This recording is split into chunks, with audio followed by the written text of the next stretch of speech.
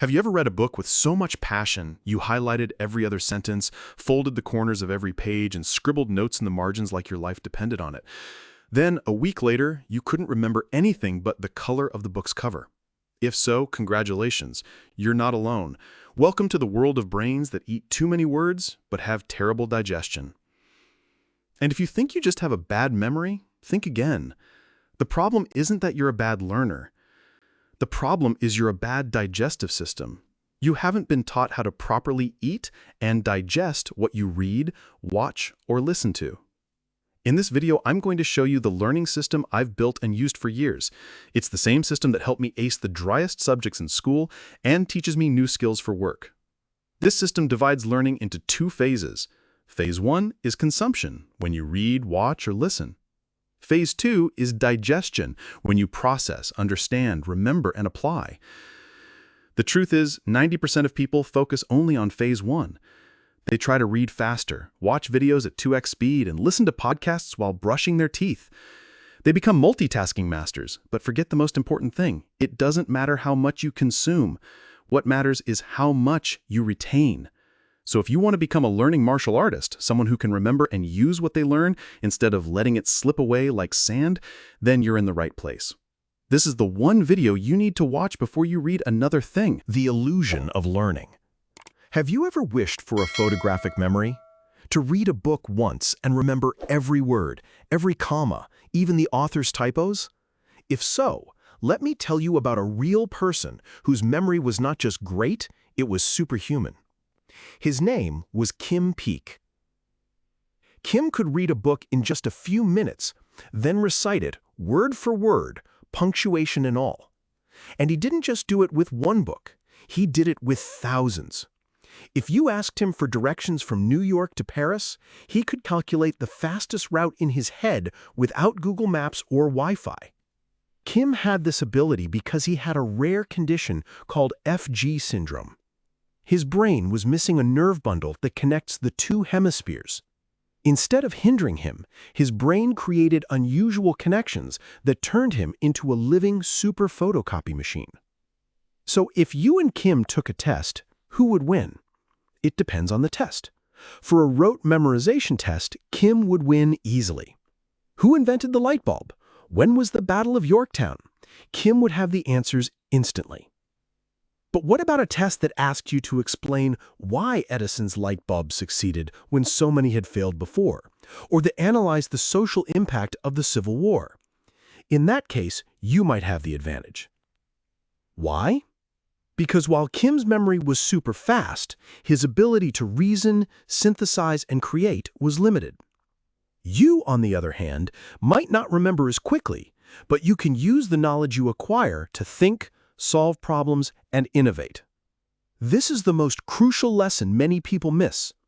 The goal of learning isn't to become a human hard drive that stores as much information as possible. The goal is to remember what you need and be able to use what you remember. You don't need to be a robot to be a great learner. You just need to learn the right strategy. The P.A.C.E.R. framework.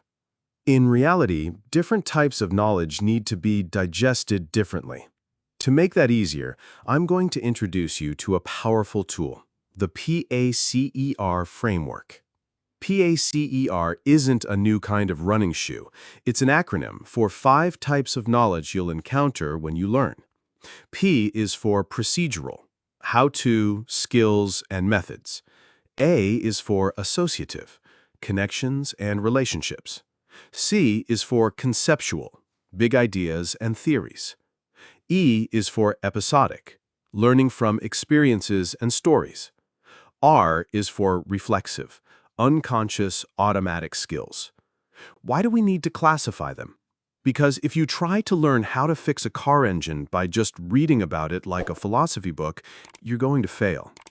Likewise, if you're trying to learn a complex theory by just making flashcards, you're going to struggle.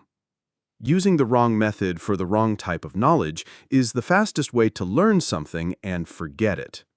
The principle here is simple. Stop learning everything the same way.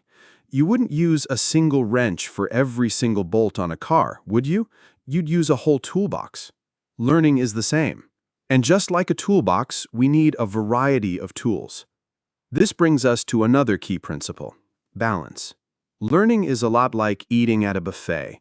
If you just fill your plate with one thing, say lobster, you'll be too full to try anything else. You'll miss out on the rich variety of food and end up with an upset stomach.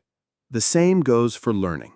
Your brain needs a balanced diet of different activities.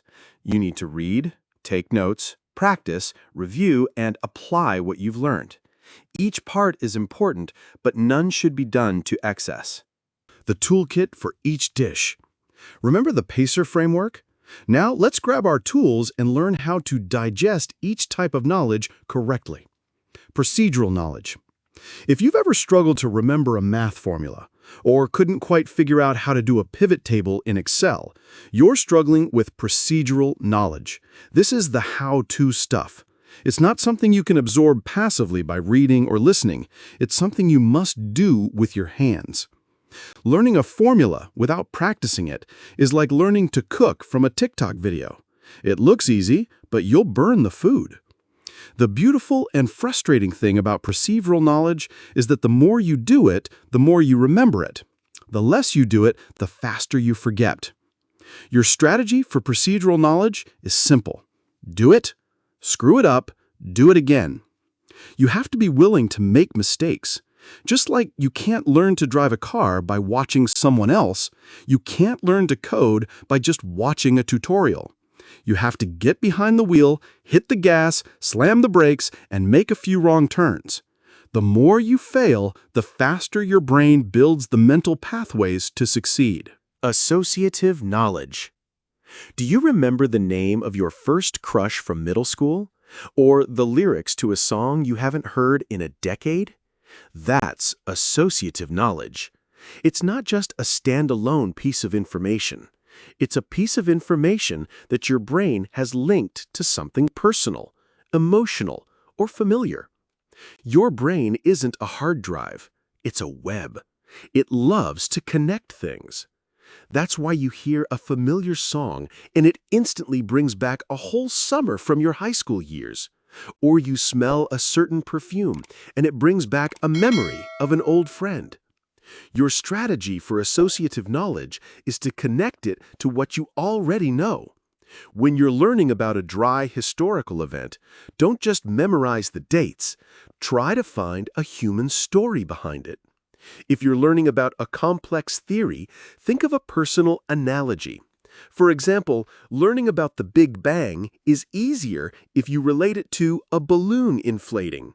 By connecting new information to old memories or familiar concepts, you're not just remembering, you're building a web of understanding. Conceptual knowledge. Have you ever met someone who sounds smart, but when you ask them to explain something in their own words, they start to stumble? That's the difference between knowing a fact and truly understanding a concept. Conceptual knowledge isn't something you can just cram. It's like a serious relationship. You can't just meet someone and expect to know everything about them in 2 weeks. You have to be patient. You have to ask why. You have to understand their background and their values. For conceptual knowledge, your strategy is to teach it to a 5-year-old. If you can't explain a complex idea in simple terms without looking at your notes, you don't truly understand it. The act of teaching forces you to break down the concept into its fundamental parts. It forces you to ask why and what if. So when you learn a new idea, grab a friend, a family member, or even just a rubber duck and try to explain it to them. The moment you can do that, the knowledge has gone from the page to your brain. Episodic knowledge. Do you remember the first time you were late to class and got detention, or the moment you messed up a math problem in front of everyone? As embarrassing as those moments were, they are perfect examples of episodic knowledge. This is the kind of learning that isn't in a textbook. It's knowledge tied to a specific feeling, context, and time. Your brain wasn't designed to remember dry facts. It was designed to remember things that are emotional, that have an image, a sound, or a smell. It's why you remember the first time you broke your arm more than you remember what you had for lunch on that day. So your strategy is to turn it into a movie. If you're learning about a historical figure, don't just read about their dates. Watch a documentary. Listen to a podcast about their story. If you're learning a new theory, create a vivid, silly story in your head that explains it. Emotions are a shortcut to your long-term memory. A story doesn't just pass on information, it transmits emotion. And emotion is the fastest way to get knowledge to stick. Reflexive knowledge. Have you ever driven to work and realized you don't remember getting there? Or typed your password so fast your fingers remembered it before your brain did? That's reflexive knowledge. It's when a skill becomes so automatic and so ingrained that you don't even have to think about it. This kind of learning isn't flashy. It's what allows you to play an instrument, type, drive a car, or react in a sport without thinking. Your brain shifts into an autopilot mode. But to get there, there's only one path: practice and repetition. Your strategy for reflexive knowledge is to drill it until it's instinct. You can't learn to play the piano in 2 minutes by watching a YouTube tutorial. You have to sit down and practice. You have to repeat the same motions over and over again. The magic is that once a skill becomes reflexive, you have more mental energy to be creative and flexible. A martial artist practices a punch thousands of times, not because he needs to think about it on the day of the fight, but so his body just acts on instinct. From learning more to learning better. So there you have it. The P.A.C.E.R model is your roadmap to effective learning. It teaches you to stop pushing a dull saw and start sharpening it. It teaches you to stop learning more and to start learning better. If you've ever felt like you're learning and forgetting, it's not because you're a bad learner, it's because you were taught the wrong way to learn. We were taught to memorize, but nobody taught us how to memorize smart. We were given mountains of information, but nobody taught us that each mountain requires a different climbing strategy. This framework is your map. When you're learning a process, make it an action. When you're learning a theory, connect it to something you know. When you're learning a principle, argue about it. When you're learning a skill, repeat it until it's second nature. Learning is not about luck. It's about driving your brain the right way. So, I challenge you. Take one of these strategies and try it out with whatever you're learning right now. See for yourself how a simple change in your approach can change everything. And if you found this video helpful, please share it with a friend, a classmate, or a colleague. You might just save someone from the trap of learning everything and forgetting it within 24 hours.